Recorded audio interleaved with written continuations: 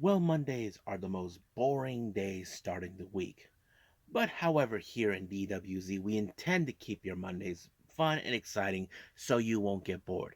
So today we're going to be reviewing, of course, MLW's much recent show, Burning Crush, that features the National Openweight title on the line, various other matches, including the feud between Mads Kruger versus Jacob Fatu. As you know, they were part of Contra Unit, and now it's a bloody war. Then we move on with Gatoh Move Pro Wrestling with their annual tag team tournament that's been not been operating for almost several years, called GoGo Green Curry Cobb Khun Cup. Now there will be several tag teams involved in this one. Amongst them is, of course, is the Best Bros and various other tag teams. And then finally we continue on with the final day of Fantastica Mania with the collaboration between both New Japan and Consejo Mundial Lucha Libre (CMLL). So I can't wait to see how this is going to turn out. And of course, we have some news updates telling what's been going on in the world of pro wrestling, such as what events the promotion's throwing out, who's booked, what matches are set. The annual WrestleCon in Philly announced two names that will be participating for that particular day. And of course, we have different developments. Apparently, a TNA roster member seems that his time is running out. And then, of course, House of Glory has some big news on a brand new deal. So, let's get ready for another episode of the Deleted Wrestle Zone.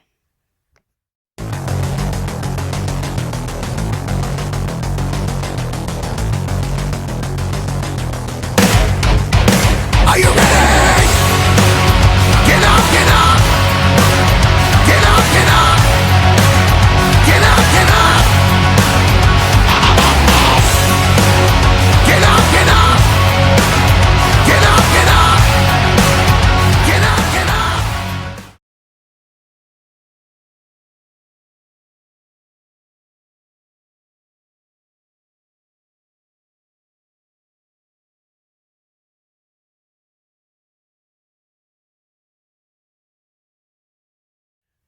Welcome everybody to Deleted Wrestle Zone, all things that is pro wrestling with AEW, NXT, New Japan Pro Wrestling, TNA, the National Wrestling Alliance, various promotions, wrestlers, matches, and championships.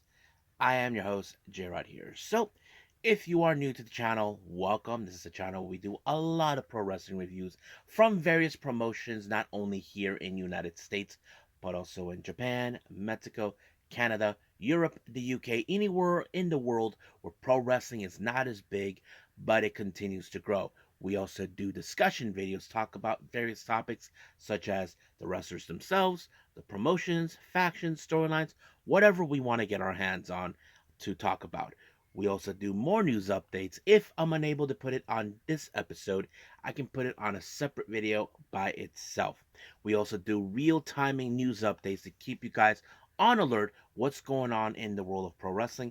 We also do the United Siaka Watch and various other things as well. So if you like what you see, please subscribe to us. So click on that subscribe button. You'll be getting a lot of daily reviews and other cool stuff on this channel as well. But if you like this episode, please give us a like on the like button, or you can leave us a nice comment in the description down below. Now, let's begin with our very first review. This one is from MLW, Major League Wrestling, with Burning Crush. This originally was taped on the 3rd of February, but it was broadcast on the 17th on Fightful Select, I believe. It opened up with Alex Kane making a promo. Now, Alex Kane has not been himself since losing the MLW World Heavyweight title to Satoshi Kojima. So he talked about the power of Bumaye Fight Club, what it was meant to be.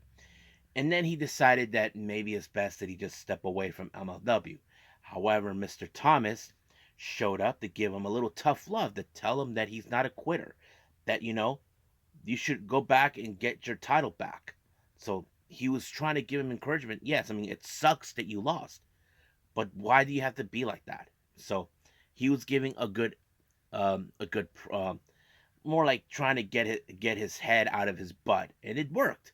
However, Well, Alex Kane is trying to get himself back, saying into reality. Okay, you're right. I need to do that.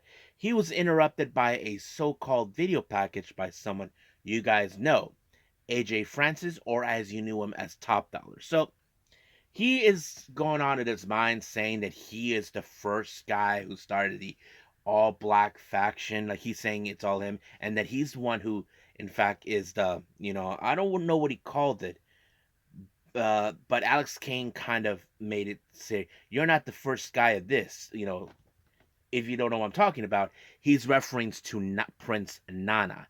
So he's saying that he did all of it, but Alex Kane is trying to say, AJ, you're full of crap.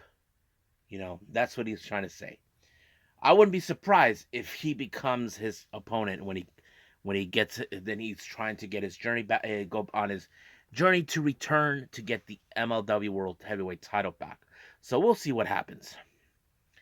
Now, our next match, we have a six-man tag match. We have Nolo Kitano. He teams up with the guys from Wasted Youth, consisting of Austin Luke and Marcus Mathers, taking on TJ Crawford, Griffin McCoy, and Tony Deppen. These guys have been really, really a pain in the butt for MLW for a while, since Tony Deppen, who originally was supposed to be suspended indefinitely, but he decided to come back thanks to his antics. Now, you probably would think that Wasted Youth and Nolo Kitano would have had an opportunity to finally shut them up. No, apparently Tony Deppen found a way to outsmart them. He applied a shining wizard to the back of the head of Marcus Mathers to pick up the win. Now, it seems that the Calling are now entering a war with Raven Akira and now Jake Chris. So basically, that is leading up to that. So we're going to be seeing that soon. Now, before the start of our next match, Selena De La Renta showed up because apparently there's a four-way women's match. We have Zeta, Tiara James, Delmi Exo, and Notorious Mibi. Now, of course, Selena doesn't believe that none of these women have a right for the MLW Women's Featherweight title. You probably would think that one of them have to do it, but it's still unclear what is done. But however, like they asked Selena De La Renta what did they make about this whole thing with Delmi and Azteca Lucha, what they're up to. She's saying that she knows what they're up to. I mean, I don't know what it is, but we'll see about that. But however, it was Zeta with the prettier on Notorious Mimi to pick up the win. But however, during the post match, we did see Selena De Renta and Delmi Exo get in each other's faces and started to beat down. However, Zeta decided to go out and do a promo. As you know, she has one thing in mind, is to obtain the MLW Women's Featherweight title. But Selena De Renta doesn't think that she is worthy enough for it, despite the fact that she won. But she did warn her, be careful what you wish for. Now, our next match we have is the MLW National Openweight title. RSP defends the belt against Jay Chris. However, we all knew that those bastards, that the Calling were gonna be there to help out, but it didn't do. But however, things didn't go exactly according to plan because it ended in disqualification. But thanks to Akira, who showed up to help Jay Chris, it now leads into an all-out war. So we're gonna see more what's gonna happen from here on out. Now, as you know, Caesar Duran has a lot to say to Court Bauer about the situation. Now, remember last time the Azteca henchman kidnapped Caesar. Nobody knows why or where, but he acted like Court Bauer had something to do with it. But Court Bauer is saying that he's willing to discuss business with them, so Caesar is up for it. He wants to make the Azteca Lucha more of a brand within the MLW, and of course, they'll discuss murder furthermore in Chicago on May 11th. However, uh, Mr. Saint Laurent is also saying that he wants the Wartown Federation to be involved in the tag team title hunt. Of course, Court Bauer agreed to that because he just wants them out of his hair. That's what he was doing. However, as you know, the World Titan Federation are a group of sports entertainers believing that they are the most dominant. Something that we have seen in AEW, where of course the Jericho Appreciation Society, that's what they're all about. But however, they're taking it a step further than them. But of course, they confronted Second Guru Crew and of course Cozy Max, consistent of Okumura and Toshi Kojima. And then of course Mr. Saint Laurent got in Kojima's face, and then he shoved a bread up to his mouth, like trying to tell him to put a bread in it. So I thought it was too darn funny.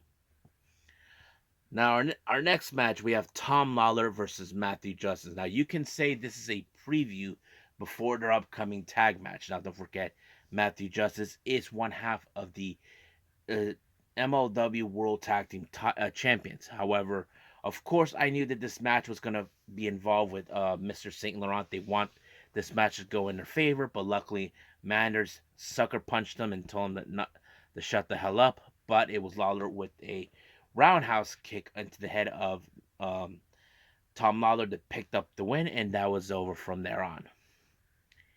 Now, Cesar Duran announced that he has members of the CML that will be participating in Azteca Lucha. He has Mystico, El Barbaro, and of course Atlantis Jr. However, Selena De Renta, who feels that that she's the real queen of the whole thing, and they started getting into each other's faces. So this is going to be an outlaw war between these two, but that's how it's going to be. Now, our next match, we have a lumberjack and jail match. We have Love Doug versus Brett Ryan Gosselin. Now, if you guys remember, Brett, he's in a relationship with Becca, and of course, Love Doug beat him last time, but it appears that Brett is not too happy with that loss. So, you you've probably figured there's going to be some confusion in this match because of the lumberjack, which it did. However, it was Zeta who did the distraction and of course got involved to ensure that Brett wins this match, and he applied the Imperier, giving his team the win. Now, our next match, we have the World Titan Federation, Davey Boy Smith and Richard Holiday taking on Cozy Max, consistent of Okumura and Satoshi Kojima. Now, as you know, um, later on this month in Intimidation Games, Satoshi Kojima will be putting the title against Minoru Suzuki. But, however, Mr. Saint Laurent goes like, whoa, whoa, whoa, whoa. Hold on, pal. You're not putting that title first against him. You need to put the title on Davey Boy Smith. So he's trying to get someone to take the title from him. But Satoshi Kojima does not like being interrupted by a fat lard like him. I mean, personally, I would like to see him shove a bread in his mouth again, which would have been funny. But yes. But of course, Satoshi Kojima is the man, the myth, the legend, and a two-time MLW World Heavyweight Champion. And it was him with the lariat onto Richard Holiday to pick up the win. Now, our next match, this total grudge match, is a Bachlen Brawl match. This is a not your typical normal match. This is something that's been used before. We had Mats Kroll Kruger taking on Jacob Fatu. Now, don't forget, Jacob Fatu was a member of Comtra Unit until they were overthrown by Alex Hammerstone and his buddies to reclaim the MLW World Heavyweight title back in their possession. However, you probably would think there's going to be some interference coming from the Sentai Death Squad, but no. Kruger used a fireball in the face of Fatu, and then later a Nelson slam to pick up the win. And then the post match, we did see the Sentai Death Squad appear and then put Jacob Fatu in a body bag. So we know he's a free agent, so this is like a proper exit for him. So the real question now tells what's next for Kruger. Will now Contra Unit try to reclaim its territory like it did last time? We know that they ran MLW for 2 years, but we'll see what happens until then. But for now, I think we're done with MLW, and let's move on with Gatoh Move Pro Wrestling.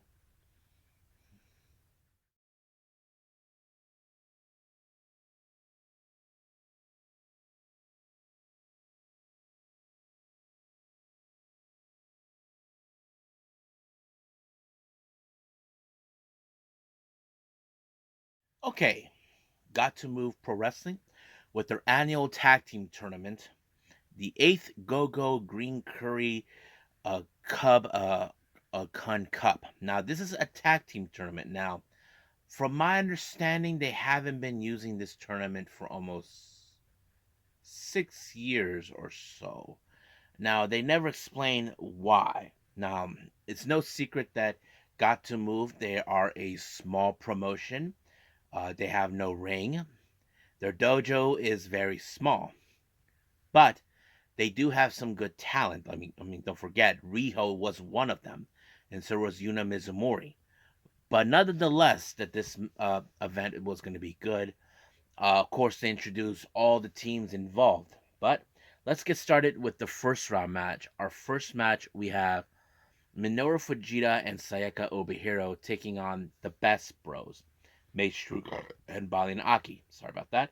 Now, it's no secret if somehow Sayaka Obihiro and Fujita were able to pin the Best Bros, there is a possibility can cash in an opportunity for the tag belts. But, however, uh, this was something that I know that Sayaka Obihiro has been frustrating. She's been determined to win these tag titles, but however, you would have thought the Best Pros would have overcome it, but no, it was a roll up by Balinaki by Obi to pick up the win, and they advance into the semi. Now, our next match in the first round, we have Sawadi Kamen and Sayaka taking on Tokiko Kihara and Shuichiro Katsumura from Gambara Pro. Pretty good match, not gonna lie. But however, I have to say that I have seen her as the much cuter and nicer girl. Now she's a bit more aggressive in the ring. I mean, she could be nice to you when she's not wrestling, but when it comes to wrestling, she knows exactly what she's doing. But however, it wasn't her who picked up the win. I would have assumed she would have been the X factor of that loss, but no, it was Sawadi with a submission by Tokiko that picked up the win. You probably wouldn't expect that coming from her, but it did. Now, there are certain teams that were not part of the first round, but they ended up being part of the second and the semi. But we'll get to that in a bit. Now, our next match is a non-tournament match. We have, of course, Munetatsu Nakamura taking on uh, Masamune. Now, Masamune, he's awesome. I love the dude. He has like this look like a mysterious ninja or samurai, however you want to describe him, but awesome. But I kind of figured that this match was gonna fall in his favor because Nakamura, he doesn't have yet the more experience since he is a young boy in Gambari Pro. So that kind of sets it up. But it was Masamune who actually applied the crucifix that allowed him to pick up the win. Now let's get into our next to the next semifinals of the tournament. Our first team is, of course, is Sayaka Obihiro and Minoru Fujita taking on Jon Shido and Yonayama Chao Lee, which is portrayed by Coyote Yonoyama. So they kind of act like a little bit of the Chinese look. I thought it was really fun. However, as I said before, Obi seems frustrated. As you know, she's determined to pick up a win and win the tag titles. However, that wasn't the case because it was a very fantastic teamwork between Shon Shido and, of course, Yonayama to pick up the win. I thought they're impressed, liked it. So they advanced into the finals. However, our next match involving in the semifinals, Tokiko and Katsumura faces against Masahiro Takanashi and Ami Sakura. Now, don't forget, Masa and Ami have been tag teaming before. Not to mention, they actually started Gatoh Move together in Thailand.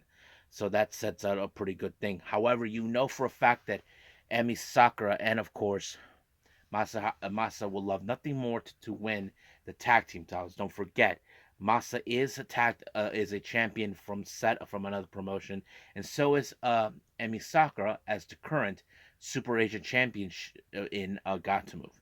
But it was in the end the Mahestral by Emi Sakura to Tokiko that pick up the win. So they will be in the finals facing off against Chonshido and Yonayama Chao Lee. Now, our next match is a non tournament one. We have Antonio Honda taking on Shuji Ishikawa. It was interesting. Now Ishikawa has now been appearing in various promotions. Not to mention, I think he took some time from his busy schedule as the GM of Evolution Girls to be here. I thought it was great, but the match was unbelievably good.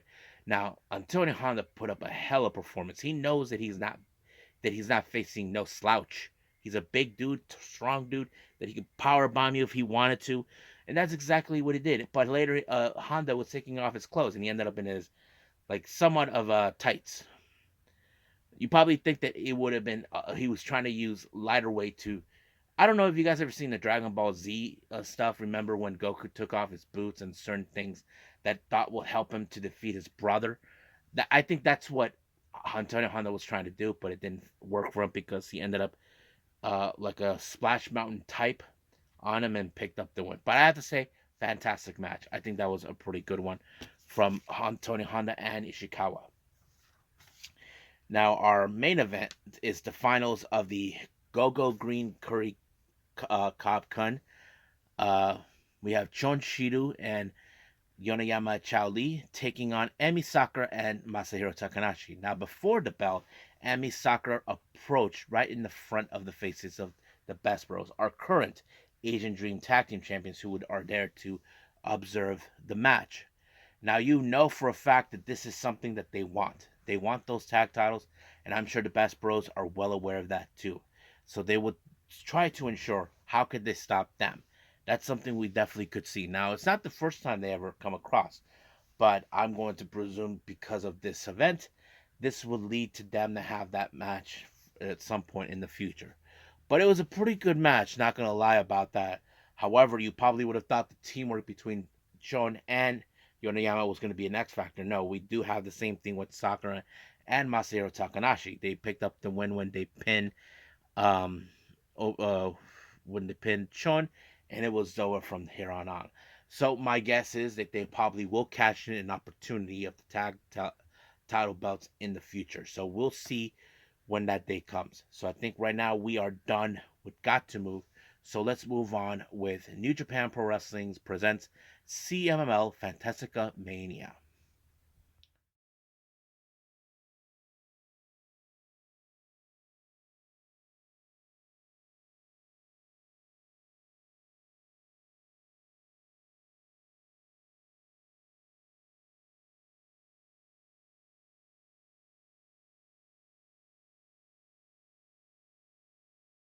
Okay, the final day of Fantastica Mania. This is the collaboration between New Japan and CMLL.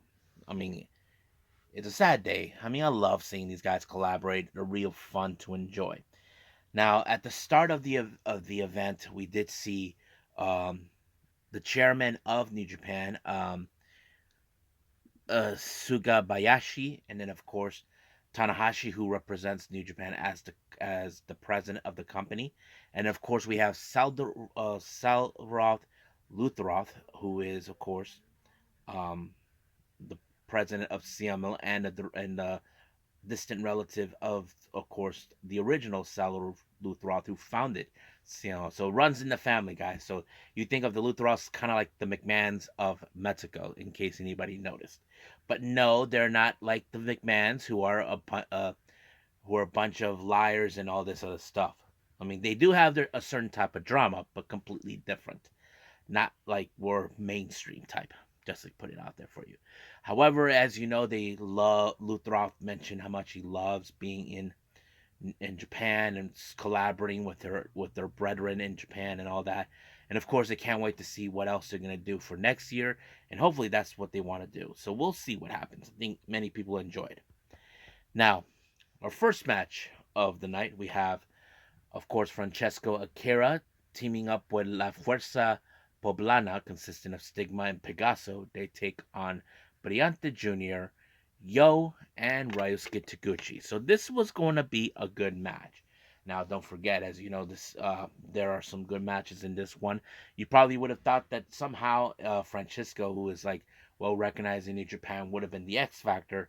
Nope, that wasn't it. It was, of course, a somewhat of a what was it again? like a leg split corkscrew by Briante Jr. into Pegaso to pick up the win. I thought it was fantastic, but yes, so they picked up a good win. Now we have, oh my god, I hate these guys. The House of Torture, Connemara and that dumbass show carrying around the IWGP title. They team up with Magnus and Defunto. Now, I don't know if this is a smart move by Magnus to team up with these two knuckleheads after they abandoned him to the wolves. But they had to take on, of course, Kama Itachi and the members of LIJ, Bushi, Tetsuya Naito, and Titan. So you probably would think this is going to be a very interesting match. However, of course, you probably would think there was going to be some interesting moments with cheating and all that, especially when it comes to the House of Torture. But nope, it was the Llave Immortal by Titan to Defunto that pick up the win. However, during the post match, House of Torture decided to attack Defunto and Magnus, but that kind of failed on them. So basically, they got, of course, the House of Torture got their asses handed to them and pick up a pretty good payback for what happened last time. So, yes, good for them. Now, our next match is a singles match. We have Okumura versus Dark Panther. Now, Dark Panther, if you guys remember clearly, the day before, Dark Panther picked up a huge win when he put Okumura in a submission. However, throughout the entire match, Okumura's valet, Mima, actually tried to get involved, distracted the referee, but however, Dark Panther picked her up and then later suplexed on her. You probably thought that would have been it from there, but nope. Okumura did not like what he saw, and then he turned it into an Okumura cutter, picking up the win, getting payback not only from the last match they had, but also from Mima. Next up, these guys will face each other in Mexico for a championship match. We have Hechiseto versus Atlantis Jr. I thought this is going to be really interesting having those two team face off, more like a preview before their big title match. So, however, I have to say, you probably would ask me who would I go for. I mean, Echiseto, he is a fantastic wrestler, especially when it comes to technical aspects. But I'm more fan of Atlantis Jr. because I'm a fan of his dad. You know, I grew up watching his dad. His dad was the first wrestler who I watched as a kid. I mean, I was blown away by his match that he had against Blue Panther, Dark Panther's dad. So I had to go with him. But of course, it was a fantastic match. You probably would think that Atlantis Jr. would have found ways to dodge every submission tactic or try to withstand every submission technique that Hechisero will throw at him. But it was, of course, a frog splash by Atlantis Jr. to pick up the win. Now, our next match, we have Tiger Mask, Hiroshi Tanahashi, Rocky Romero, and Soberano Jr. They take on Musashi, El Desperado, Templario, and Velardo Jr. Now, of course, we have seen Templario take on Soberano. We did see Velardo take on Rocky Romero, that sort of thing. However, there's no significant reasons of this match how that was, but it was fantastic. But it was, of course, the Escalero by Despy to Tiger Mask to pick up the win. However, Rocky Romero decided to do a little promo, and he said said that he was impressed by the match the Templario and Soberano Jr. had the day before. But he came up with the proposition, and he said, "How about the three of them team up to be a trios team?" You know, and of course, Templario and Soberano agreed. But what I did like about something that was brought up to this conversation by the commentators, I think it was Walker who said something that was very true. What if this is just the beginning because of what happened?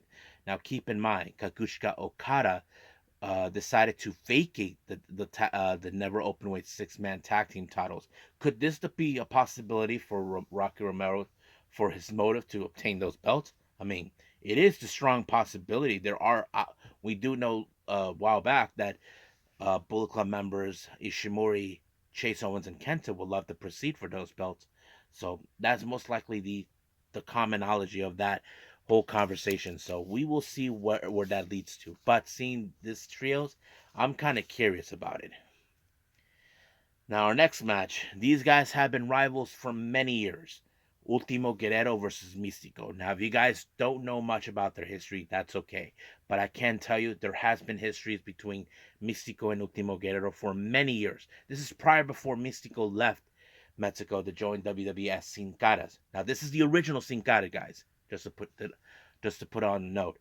But however, you would say, okay, Ultimo Guerrero, who is a veteran of the game, you would think that his expertise will be the deciding factor.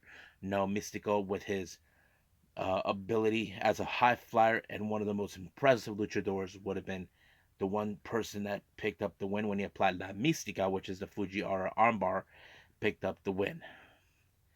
Now, our next match, we do have, of course, Ultimo Guerrero's tag partner, Stuka Jr., taking on Mascara Dorada. So this was another good match you definitely don't want to miss. I mean, Mascara Dorada, he's not the. If you guys know this, Mascara Dorada had a different name before he was known as Mascara Dorada, because the real person who had that name is, of course, the Grand Metalik. So basically, he took on the mantle, and that's exactly what happened. But I have to say, we were all expecting this was going to go to Mascara Dorada, who was only 24 years old. Very impressive wrestler. He picked up the win by applying a shooting star press, and it was over right there from day one. Yep, I have to say, I love Fantastic Mania. I can't wait to see more of them next year, but we'll see what happens until then. But for now, let's just end things with all our reviews and move on with news updates.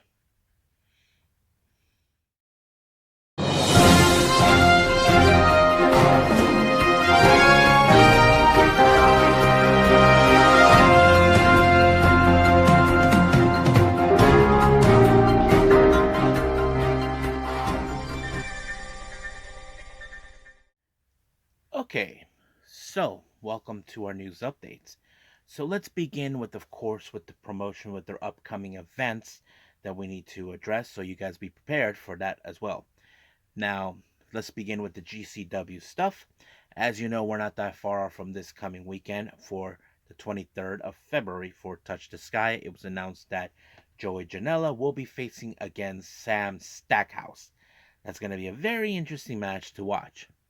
Now, for the Ashes to Ashes event taking place in March 9th, they announced that Big A-Hole, Tony Deppen, take on Micro Man. Yep, that I'm interested to see. Then, of course, the following day, on March 10th, we do have So Much Fun. This one features Maki Def Kill Club taking on Thrusty. That's going to be also a very interesting match to watch.